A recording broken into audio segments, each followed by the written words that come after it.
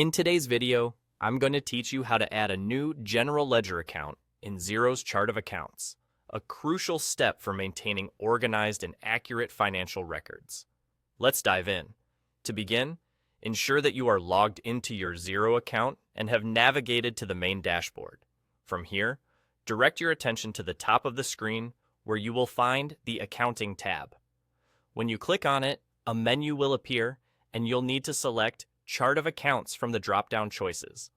This will take you to a page listing your current accounts, where you have the option to manage and update them according to your business needs. Next, look for the button that says Add Account. Clicking on this will begin the process of creating a new general ledger account. It will open up a new window where you'll enter crucial information for the account you wish to add. The first decision you'll need to make is selecting the account type.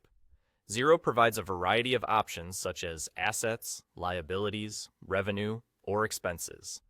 Choosing the correct type is essential because it determines how transactions using this account will affect your financial statements.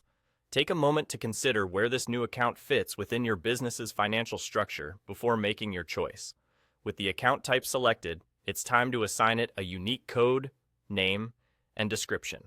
The code will be a short number that helps quickly identify the account, while the name should clearly reflect its function or purpose within your chart of accounts. A well-crafted description further clarifies the account's intended use, making it easier for you and your team to understand how it fits into your financial picture. Spend a little time here to ensure that each field is filled out accurately and thoughtfully, as it will optimize your financial management processes in the long run. After filling in these details, the next step involves selecting the appropriate tax rate. This can vary significantly depending on your location, industry, and the specific nature of the account. Make sure you're up to date on the relevant tax regulations so that you select the right rate. An accurate tax rate ensures compliance with local laws and can prevent issues down the line when preparing financial statements or during an audit.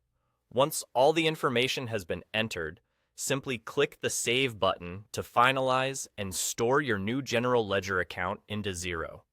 Congratulations! You've successfully added a new account to your chart of accounts, enhancing your business's financial organization and reporting capabilities. With this task complete, you're one step closer to mastering your business finances using Xero. And there you have it. That's all for today's guide. Thank you for watching, and I hope you found this walkthrough of adding a general ledger account in Xero to be clear and informative.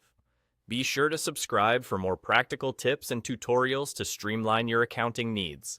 Until next time, take care and stay organized.